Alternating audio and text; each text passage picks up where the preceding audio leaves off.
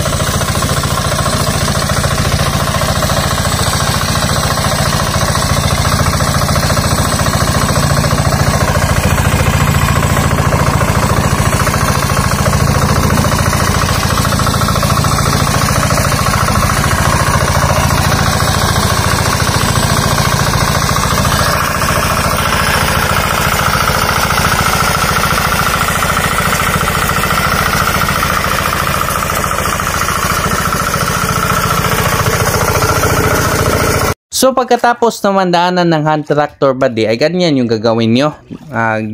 Lagyan nyo siya ng pilapil. Ayan. Yung pilapil buddy, ang purpose niyan para hindi makalabas yung tubig ba. Mapundo yung tubig buddy sa yung tagdan. Ayan. Kasi yung tubig ay napakahalaga para yung mga damo na nalublob sa tubig ay malanta. So dapat ay meron talagang tubig bade para hindi siya maging matigas. So yan yung napakahalaga talaga nitong tubig bade. I-secure talaga ninyo yung pilapil na enough para makasustain ito sa iyong mga binhi. So pag ganito bade ay wag nyo, kapag ay nagsabod na kayo ay wag nyong damihan ng tubig, so kunti lang or i-drain. So hintayin nyo pa na germinate siya yung mga ilang araw, mga 4 days, tsaka nyo patubigan. So ganito bade, ipalanta muna natin yung mga damo. Kasi yung mga damo bade, pag nalanta yon ay magiging yung fertilizer sa iyong tanim. Yan yung kalagahan ng pilapil bade, para mapundo yung tubig, tsaka maging pagkain yon sa iyong mga palay, yung mga nalantang mga damo, ayun, organic fertilizer. So yan bade, please keep on watching. Ganyan lang gumawa ng pilapil, napakasimple lang gawin ng pilapil bade, ganyan lang. Ayun, please keep on watching. Kasi ka hindi mo dibudak ko kadokong pagsugod-sugod na to kalata. Iko kadokong dog save ning kuan mangunay.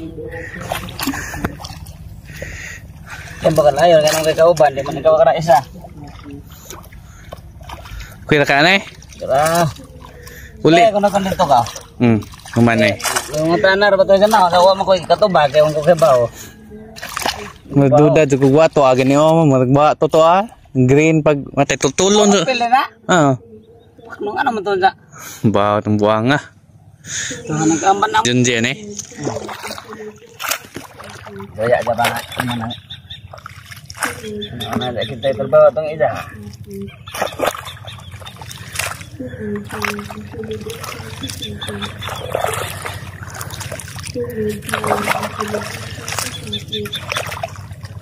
Pumugtagod, mana.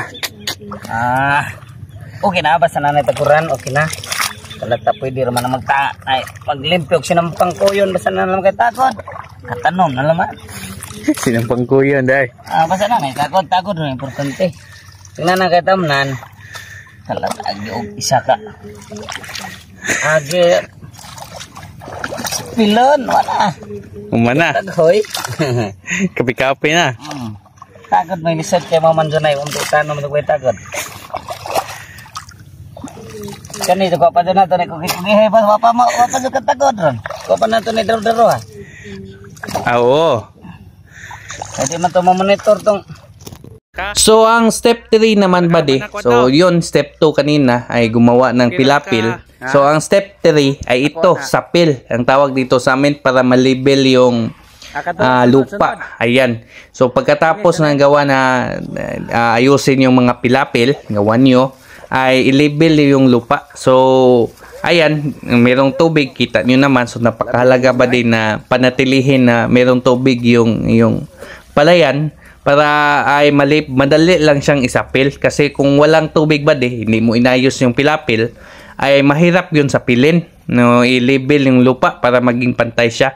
So ganyan lang ang pang-label ng lupa ba gamit itong kalabaw, ay sinabit lang ang style ito. So maghakot ka ng isa, tas pagbalik mo ay ipatag mo na, ano lang yung kaniyang bang tawag nito, kaniyang handle, ganyan, itaas niya para maging patag yung lupa.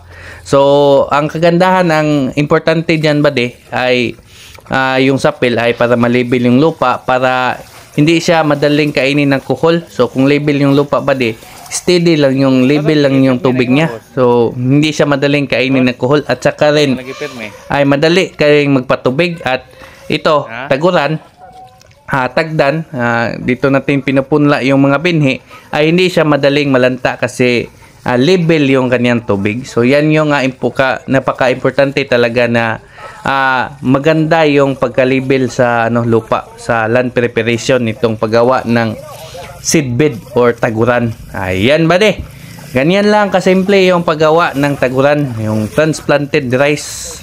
Ayun, gamit yung kalabaw. Napakahalaga nitong kalabaw sa farming bade. Please keep on watching mga bade. Step 4 na tayo kung anong gagawin sa susunod. Ayan.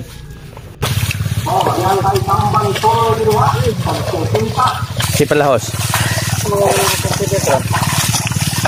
Oh.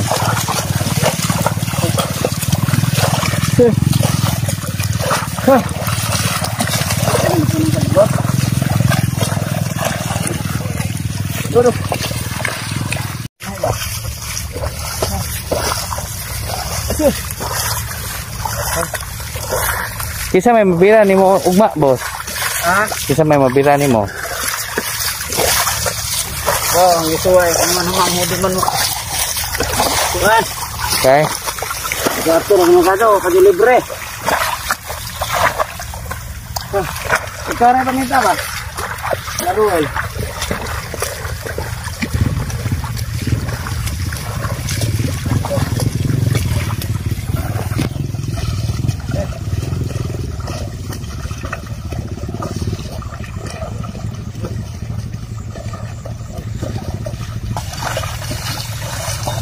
Sa attorney ginawan manang naalat sa pinagpupuhol so ayan ka na kayon katong na-print ka ba? Yun Suway ba? itong tanong ba? Ah,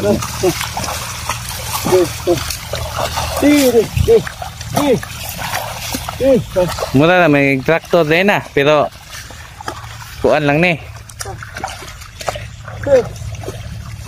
Oh.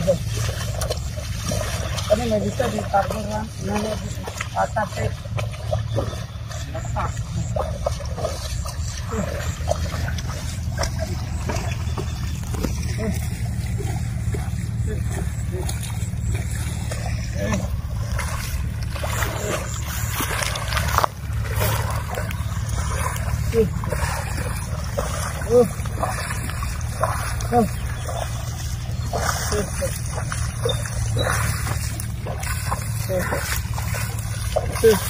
Kibaw baka na mostrig robot pilapil ha? Ah, Kibaw ka na mostrig pilapil? ako kan. Magani. Plato ni. Dito ko naman. Ito ko na to plat. Ha? Ito on. Oh, ana robot pod kauban to. Plat? Paana ko na kanal ni. Ha? Pababag ano ko na kanal. Parang anak mo sa anak rin sa kanal at tubig ba?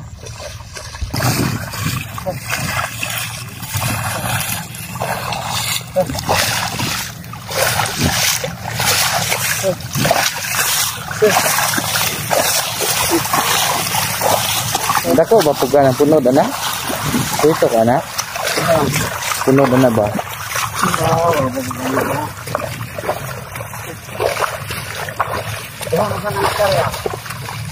Apil na ba ni ka?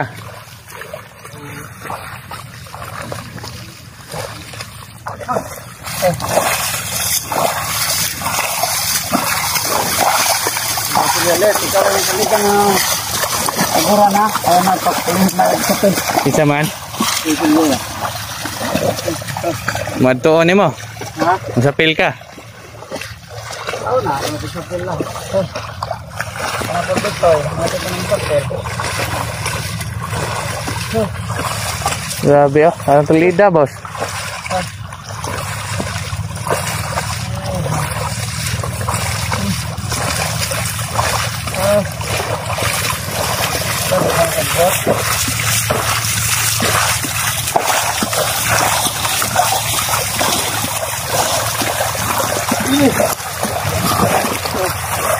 Di pa ni makuha ng boss na, flat na. Pane, nga Platon ko nato eh. Pamali bandong man. Oh, No lagi na lanong kadto. ano ba? Oh. Oh.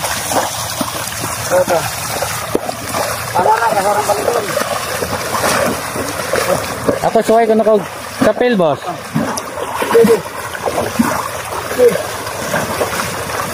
What? Wat.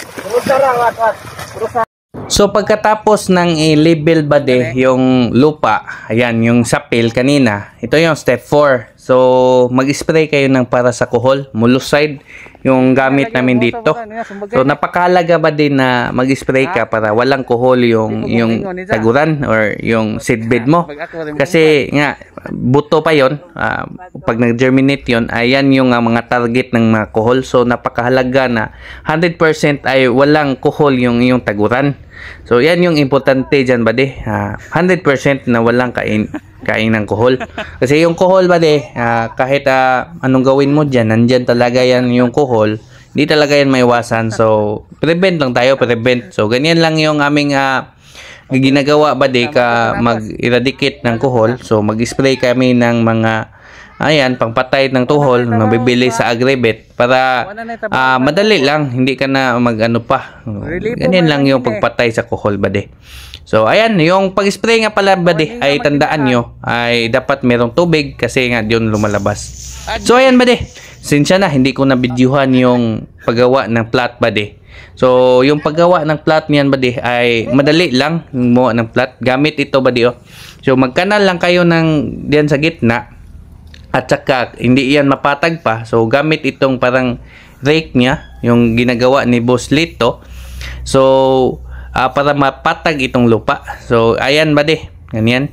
Madali lang yan gawin bade. I-flat mo lang yung gawan mo lang ng kanal. Yung nakita niyo, may kanal diyan So ayan, may kanal. At saka ayan bade, kung meron ding mga manok sa inyong taguran, kasi nga buto pa yan. So meron talagang mga manok dyan, So dapat ay meron kayong net para hindi siya kainin ng mga manok. Ayun bade, napakatuwid ng kaniyang ginawang plat. So napakalaki. Kasi nga ay kami lang dalawa dito, hindi ko na videohan, pasensya na bade. Napaka-busy talaga. Kasi yung habang kami dito, nag-land preparation kami dito ay humol din kami ng taguran, yung binhi. So yung binhi bade ay mataas na yung mataas na yung ganyang buton, germinate na siya ba. So ayan, yung germinate bade ay sinabod na namin, sinabwag na. So napakadali yung pagsabwag bade, ganyan lang, kasimple ng pagsabwag nito. Yung sa kabila bade ay yun yung mga inbred rice, yung katago, at ito namang sa hybrid. Dito naman ito yung mga hybrid na na yung beer ba yung kalimutan ko yung variety sa binhi yung aming sinabot. Basta ito lahat bade, marami talaga ito bade kasi nasa 7 hectares yung aming tamnan. So yan karami yung aming tagdan sa mga 7 hectares. So yung aming ginamit bade ay 5 kasako na inbred, which is tag 40 kilos each, at saka sa hybrid ay 6 sako, kada isa ay 15 kilos. So kasya naman ito dito bade. So pag ganito bade, panitilihin yun lang na walang manok at saka yung tubig ay i-drain nyo para hindi siya malanta. Yun yung tandaan nyo palagi. So meron na akong video sa next vlog bade, ay upload ko kung paano paano mag-germinate ng ganitong mga variety inbred at hybrid rice. So ayan, napakahalaga na malaman nyo ito bade. So ayan, yun lang yung step by step niya At after mga 4 days, kung mag-germinate, na siya, meron na magberde na siya, ay patubigan niyo ng konti. Ayan. So i-drain muna natin yan bade para wait lang tayo mga ilang araw at saka natin ito patubigan para hindi ito ng mga ibon, mga manok. Ayan. So yan yung importante diyan Ayan yung ginagawa ni Boss Lito. At saka wag din natin kalimutan na mag-apply tayo ng fertilizer dito. So ayan bade. So salamat. Kung meron kayong natutunan ay please subscribe at follow sa aking Facebook at YouTube channel. Salamat. Bye-bye.